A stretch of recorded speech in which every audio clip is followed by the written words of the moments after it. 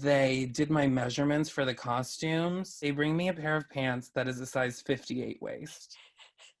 And I'm like, these are like way too big. And they're like, well, it's just the biggest ones they had. Hello and welcome to the Roast of Your Teenage Self podcast. I am your host, your roast coming queen, a girl who would always dye the ends of her hair purple and then get it all over her ears and then just kind of show up to school that way, Alise Morales. And with us today, guys, we have such a fun guest.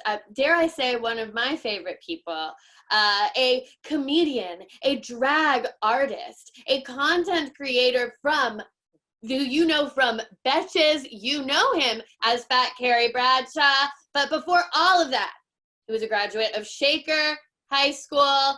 It's Chris Burns. Hello. Wow, a drag artist. Drag artist. So, fancy. That's, you know what?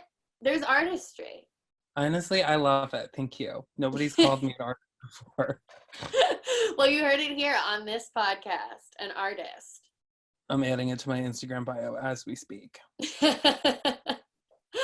Okay, Chris, I like to start out the podcast and I ask all of my guests the same question, which is, was your high school public or private? Public, please. Private school? Absolutely not. Were there any notable private schools in your area? There was. So actually, Paige DeSorbo from Bravo Summer House would have went to high school with me, but she went to private school. So there was there were several. There was two like really big ones for boys, and then there was two really big ones for girls that were private. Mm-hmm. And did you interact with the private school kids at all, or were they completely in a separate world? I had like some friends who were like dating boys from the private schools, but I never really interacted with any of the private school people because I was like, they were very like lax bro-y, the boys, is what I assumed. So I was terrified of them. So no, I never talked to them. What was your social positioning at Shaker, would you say? How would you describe where you fell in the hierarchy? How I like to describe myself, so junior high was my real prime. Mm-hmm. Like I felt like I was kind of a loser in elementary school. Junior high came, I was very popular, you know? But then in ninth grade is when people start like learning what gay is and things like that, at least back in our day. And so I feel like that's kind of when I started losing them. So in my mind, I was like, have you seen the 30 Rock episode when like they show Tina Fey's flashback and she's talking about how she was such a nerd and it cuts her, and she's like, well, at least my mom's not a pill addict or whatever. I feel like that was kind of my situation where I'm like, I was bullied, but then also I think about a lot of things that I did and said to other people and I'm like, was I a bully? I was like desperate to not be that. I was like very much, I wanted to fit in and be like normal and stuff. So it was an interesting time. And then, I mean, I've talked about this, I think, on your live shows before, but I figured, you know, that the musical theater program would be where someone like me would fit right in, but I was very wrong. And to this day, I won't rest until I shut down the musical theater program at Shaker High School. So this is what I've been waiting to get in. When I booked you on the show, this is the exact topic I wanted to get in with you. So let's talk through what happened with your high school theater program. Okay, so it all started ironically in junior high, where again, I was very popular. And so in 7th grade, my primarily white high school did The Wiz. A classic move. Which, looking back, I'm like, that was an odd choice. But like I think 200 people auditioned. They took, I think, like 130, and then there was an alternate list of 20, and then there was a stage crew list of 20. I was not on any of the lists. So what is that? That's 100. It was literally probably like they didn't take like 20 people out of the 200 that auditioned. Like at the point where when I went to see the show, like they had members from like the chorus like lining the stairs and stuff because there were so many people in it. The stage is overflowing with students that they've allowed in, and it was literally overflowing with these has-beens singing. And like even my close friends, like my best friend growing up lived like 2 doors down, and she didn't care about musical theater. She got a speaking role. Do you have any inkling of why you were not chosen to such a degree? Do you remember your audition at all? I remember most of my auditions from all of these times. There was one, and I can't remember if it was for The Wiz, which was 7th grade, or Anything Goes, which was 8th grade. I do remember, I think it was for Anything Goes, so this was the next year, and I was like, I'm going to blow them out of the water for this, because they didn't want me for my Wiz, so they're going to get me for Anything Goes. And I got on the alternate list. I was 15th on the alternate list. So you did improve. So I improved slightly, and I remember being like, I'm on the alternate list, and I remember saying it out loud when they posted it, and the girl next to me was like, pretty far down, and I was like, you fucking dumb bitch. These and she'll vicious still theater bitches. I'm like, how dare you? And again, it was like 180 people, but I did get in. I would have Tanya Harding my way into that. I was ready. And in that audition, I fake passed out in the scene, which it did not call for. And I remember the director was like, okay, why don't you get up? Great, thank you. And I remember being like, should I have not have passed out? What was the scene? Was it from Anything Goes?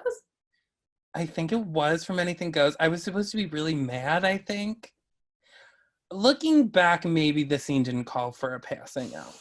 I was like, listen, I would rather give you too much and then you can bring me back in, you know? Exactly. But regardless, so then we come to high school, which now theater is gay. Over the summer, everyone has learned that kids that are into theater are gay.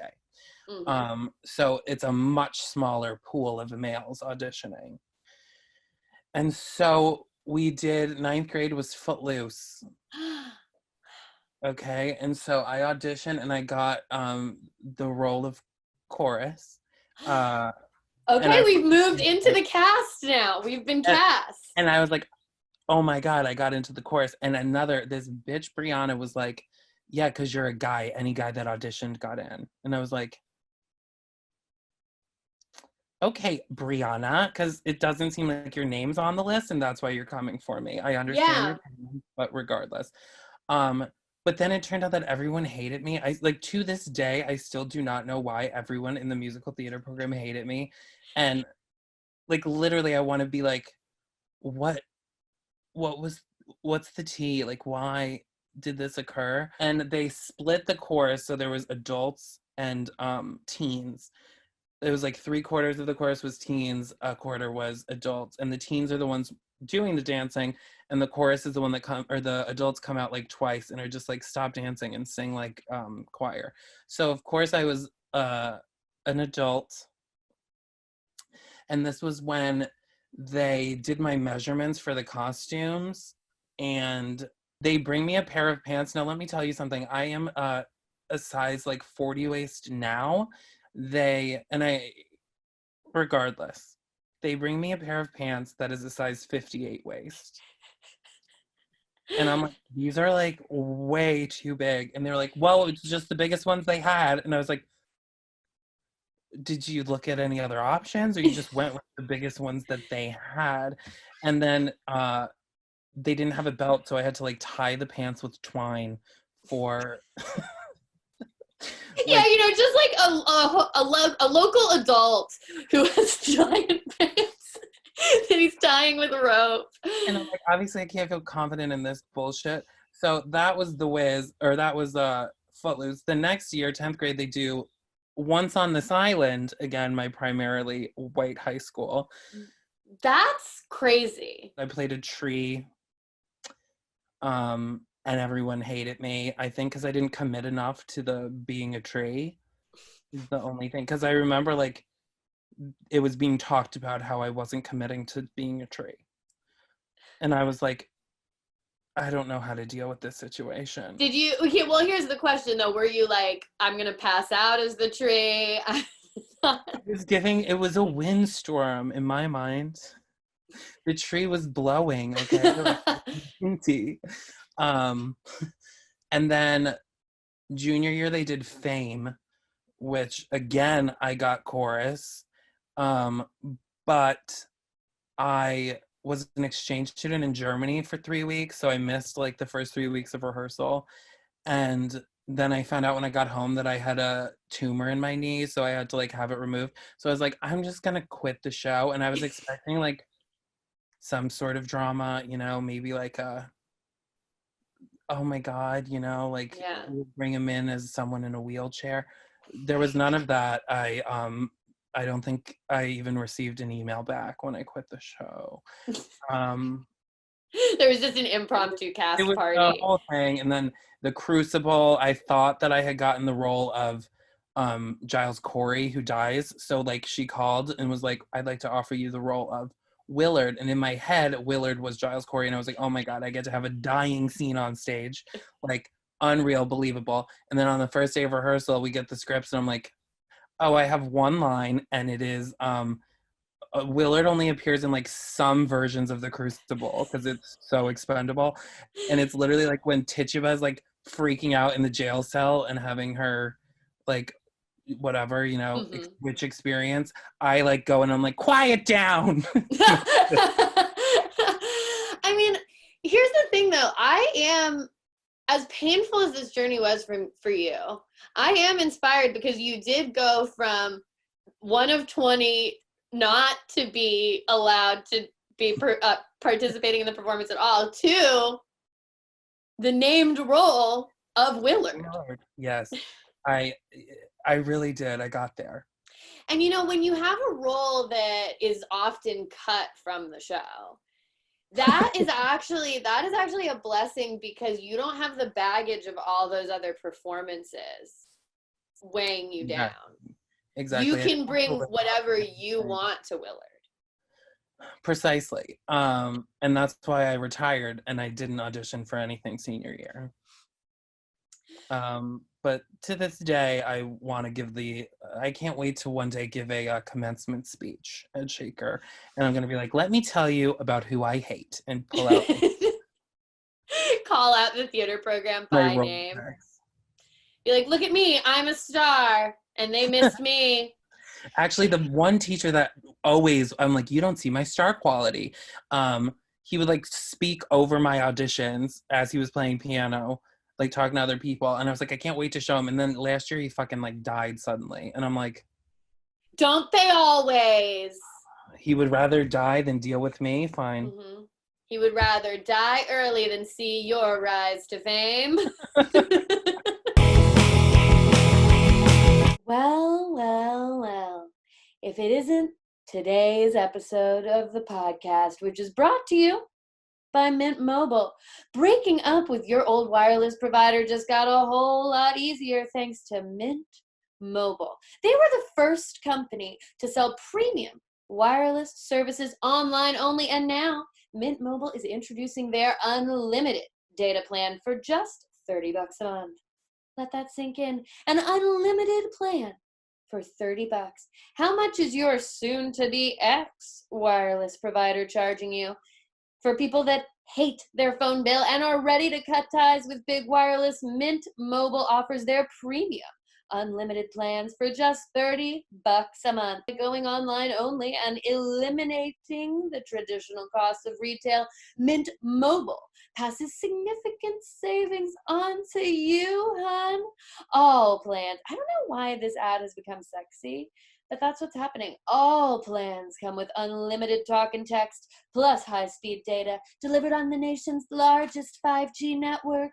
Use your own phone with any Mint Mobile plan and keep your same phone number along with all of your existing contacts. And if you're not 100% satisfied, Mint Mobile has you covered with their 7-day money-back guarantee.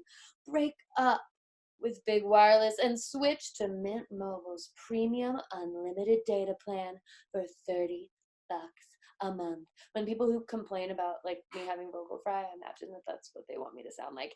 To get your unlimited wire plan for just $30 a month and get your plan shipped to your door for free, go to mintmobile.com/teenself. That's mintmobile.com/teenself.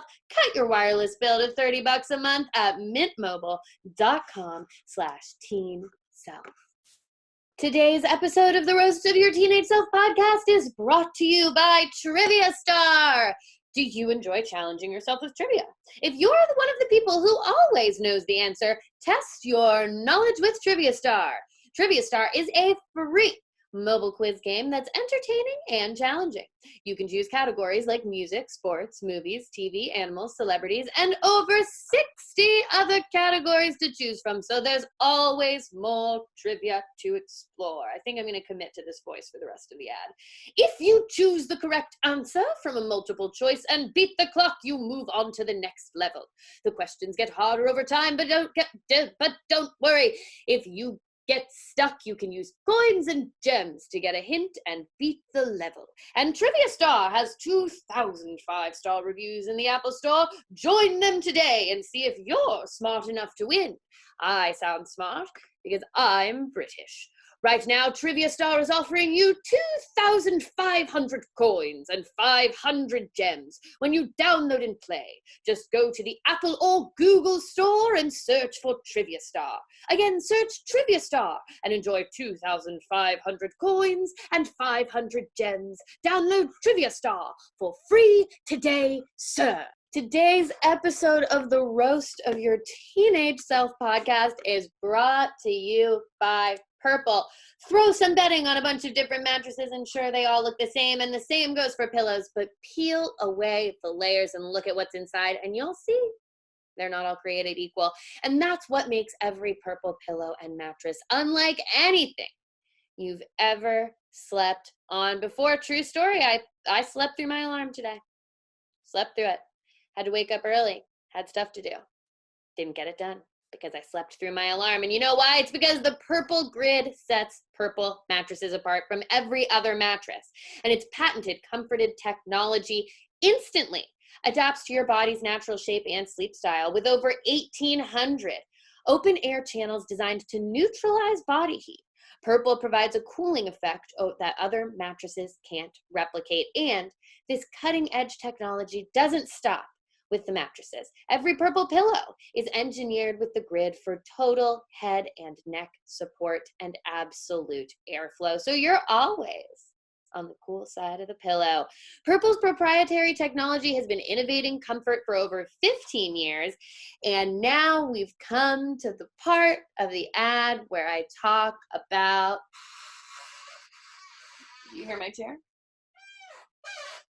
Where I talk about my sweaty hot bed and my giant big old Wisconsin fiance that makes my bed all hot and everything gets sweaty and it's nasty, but not anymore because of the Purple pillow's cooling effects. And you can try every Purple you can try every Purple product risk-free with free shipping and returns, and Purple has financing available for as low as 0% APR for qualified customers. So experience the Purple grid and sleep like you've never slept before. Go to purple.com/teenself10.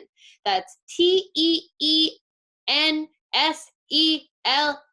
and then the number 10 and use promo code TeenSelf10 for a limited time and you'll get 10% off any order of $200 or more. That's purple.com/teenself10, promo code TeenSelf10 for 10% off any order of $200 or more. Terms apply. So what was your level of partying at that time? Because I think we do have a picture of you where you appear to be at a party. Yeah. Pull that up. So these two people were, she was a close friend of mine. This was, I think, my senior year, actually. And I drank a lot. And this was also when I very first started trying weed. And so this was the first night I did both in the same night. they actually are married with 2 kids now. You blessed them by being cross-faded in their presence. Right. And we don't speak anymore, but they seem happy online. But the real thing was when I woke up from this and I was like, this was my older friend's apartment. So I worked at a grocery store in high school. And so I was like hanging out with like 30-year-olds and going to their apartments that they had by themselves. And I woke up and I was like, what's wrong? I don't know what this feeling is. And the first time I ever threw up, it was projectile, I'm telling you, vomiting through the window behind her. But I never picked the screen up. So it was like a net, basically. So you just slammed. It was a shit hit the fan situation, but it was the vomit hit the screen. Very literally, yes. I feel like those early like drinking vomits were so violent and insane. I thought I was dying. I literally was like, the devil's coming out of me. Sometimes I'm like, I wish I could go back to high school for like a day, but like as who I am now, to be like, yes, literally none of this matters. You literally can't actually tell me what to do. No, I'm not going to do the physical fitness test and embarrass myself in front of the whole school. Like there's so many things that I'm like, why did I just do those things? I have that fantasy all the time of like going back and being like, actually, I'm better than all of you. Yeah, we should write a movie that's back to school for a week. But you go back as yourself now. Yeah, and I'm just like, move. You know what's really sad? Like one of the main things that I would do, truly in my heart, is I would go back and crush my Baker's Wife audition because I got too nervous and I biffed it and I ended up not getting a good part in Into the Woods, and it really has weighed on my soul. And so sadly, I do think that number one thing on the agenda for my 1 week back in high school as myself now is to just go fucking crush that Baker's Wife audition. Although imagine we go back as we are now and then just immediately fall back into the tropes of high school. And like, yeah, someone else gets cast as Willard. They're like, I don't know what's going on with Chris. You're demoted from the cast. I'm like a bigger loser than I was before. Yeah, I don't get to have 2 boyfriends. I have 0 boyfriends. Let's talk about gayness. So, were you out in high school at all? No. But, I didn't come out till I was 22. Were you out to yourself? No. Like, I think like things started becoming clearer around like 15, 16, but I like so badly didn't want to be, and like I hadn't met anybody that was like in my life other than like my friend's uncle who would come into town once in a while. yes. When I realized I'm like, this can't be normal, is like when I first started watching porn and I Googled like how to mute just the girl in porn. How to erase the girl in porn and turn the girl into another guy. And I'm like, it's not gay, it's just like her screaming is annoying. I'm sorry, can you hear that? Yeah, there's like a little something in the background. I'm at my parents' house, and when I'm recording, they're like, okay, great, we'll be quiet, and then go out and lift the garage door up 5 times, which I'm above. But it wasn't until like after even, I was like, I think junior year, between junior and senior year of college, I was like, I think I'm bi, and I told like a couple of friends, and then after I graduated I was like, obviously I'm not. So but in high school everyone else thought I was, yes, if you were going to ask, did people believe it? No. And everyone talked about it behind my back all of the time. Cool. Okay. So at what point did the school start to, because you were saying like at a certain point everyone was like, well, Chris Burns is gay. When did you're like, you know when someone's talking shit about you. Yeah. And I'm like, and I wasn't going to call anyone out on it because I didn't want to have that conversation. But I remember when I was like 13, my friend, again, the one that owns a liquor store, and I were like walking, and she's like, I heard my Aunt Susan and my mom talking and they both think you're gay. And I was like, God damn it, Aunt Susan. And I was like, well, that's weird. I'm not. Why would they think that? And she was like, I don't know. Honestly, I think it too. And I was like, that's weird. I'm not. So, Yeah, it's so interesting to look back at like the where gay issues were at the time when we were growing up, because like obviously there was no like right to marriage at that time, and I feel like in high school, in middle school and earlier, everyone had like called stuff gay and been like, oh, that's so gay, and like all of that. Like when Like, gay was stupid.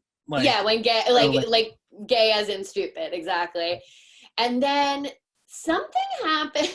Honestly, I think like I started listening to punk music and the Iraq War happened, and I like became a little leftist.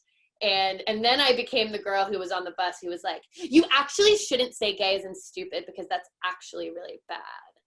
And yeah, yeah, and I would like, if somebody said that, I'd be like, shh, because I'm like, I can't have any suspicions. And then this one kid did come out, and he actually, I guess, was going around school being like, there's so many closet cases in this school, and was like listing the people that were closet cases.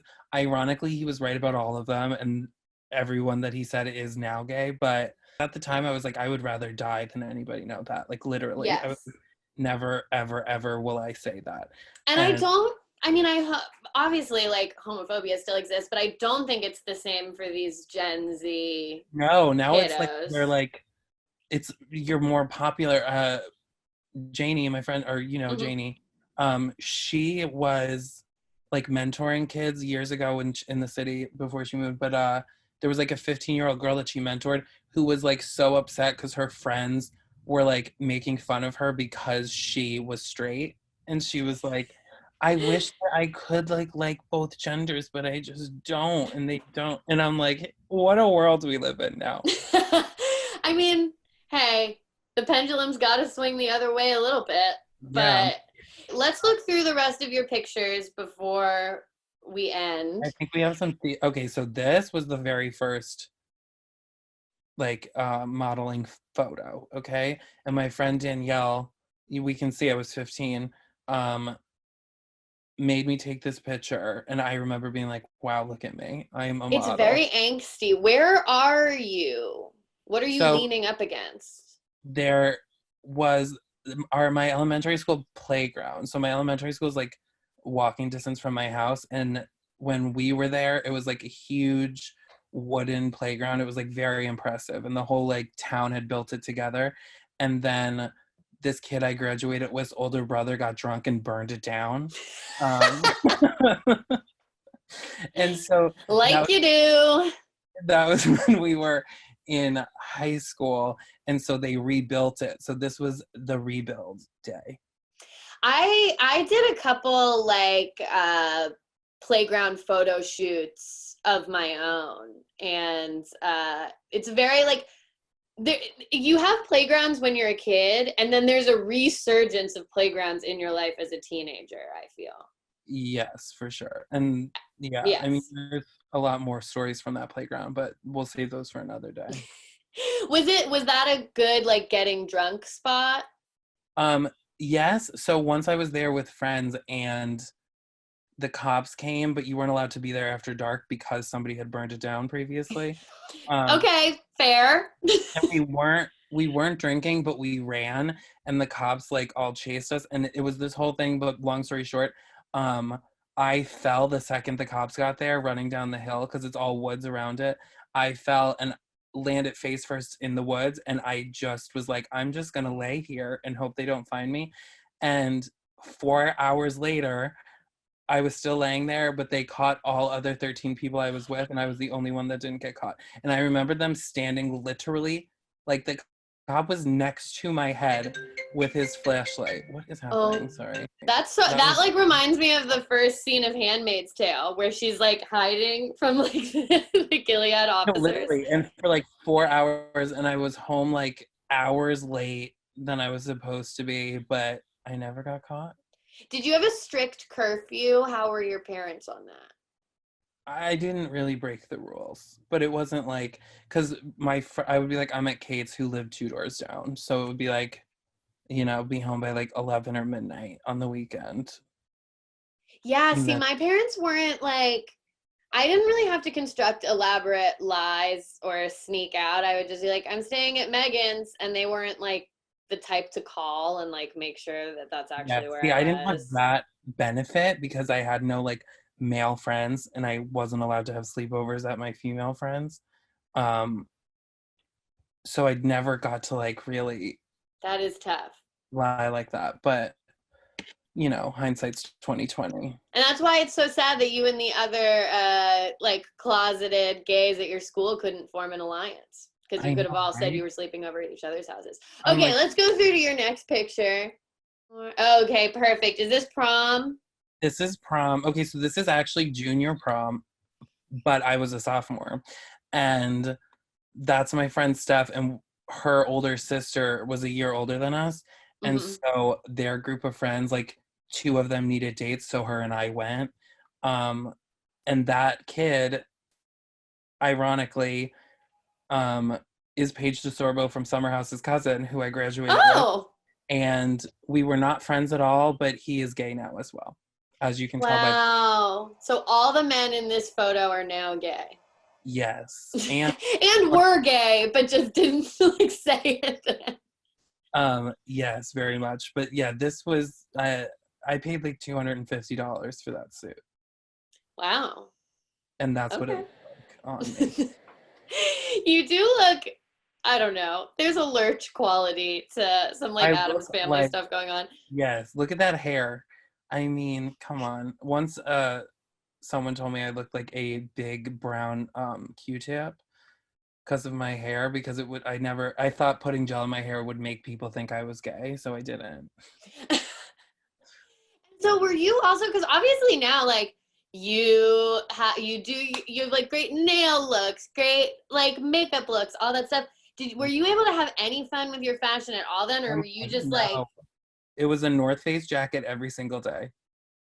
And was that partially because you were like, I don't want anyone to think that I am gay? Yeah, I was like, I cannot be fashionable. I would not ever.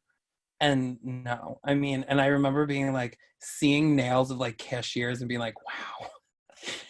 And Someday. even because my mom is like one of, like, she only has brothers, she only has sons. So even my mom was like, I do not like, she's like, I would never pay to have my nails done. I don't understand fake nails or why anyone would want them. So I'm like, I didn't grow up around that either. So it was like It was pure. It's a pure, pure love straight from your gayness. literally. I'm like, nature versus nurture. All right. Do we have another photo? I think oh, here I am being a bro.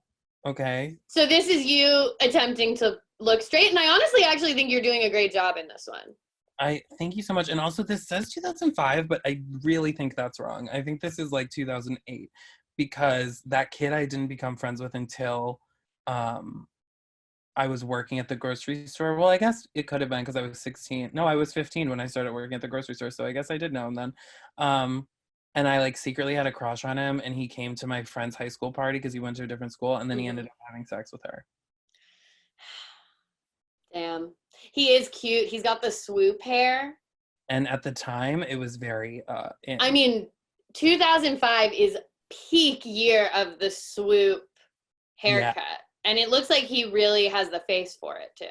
He did. He was a cutie patootie. But how could he have even known, because you're so successfully pulling off straight here with a backwards cap, which I think is his hat. I think I'm wearing his hat. The most flirtatious moment in anyone's life is to take and wear their crush's hat. I know, right? And then he went and slept with my friend who's standing behind him, whose wedding I was in, but she's been divorced since. So there's a lot happening in this photo. There's a lot. Okay, Chris. This conversation has been amazing. I feel like we've gotten a beautiful picture of you as a youth. We like to end the show with one final question, which is, if you could tell teen Chris anything, what would you tell him? I feel like there's so many lame things that I want to say, and there would definitely, I'd be like, just come out sooner and blah blah blah. And I think my biggest thing would be like to not be afraid of confrontation and like stand up for yourself in high school. Because there was like some hoes. There's still people that I'm like, I should have knocked that bitch down at the time. And I live with that regret. There's like one girl who lives in New York, and to this day, I'm like, I want to bump into her and still tell her off, and it has been like 15 years. You know what? Those people that really, really do a number on you, though, they get you. And it's a valuable lesson. Like, don't let people be fucking mean to you. Yeah, so say what you want to say. That's what I will say. Also, stop wearing so many undershirts because it doesn't help you look less fat. Beautiful. Beautiful, practical, emotional, incredible advice. Chris, a.k.a. Fat Carrie Bradshaw, thank you so much for doing the show, friend. Thank you. What a dream. And for everyone at home, this has been the Roast of Your Teenage Self podcast. Woo!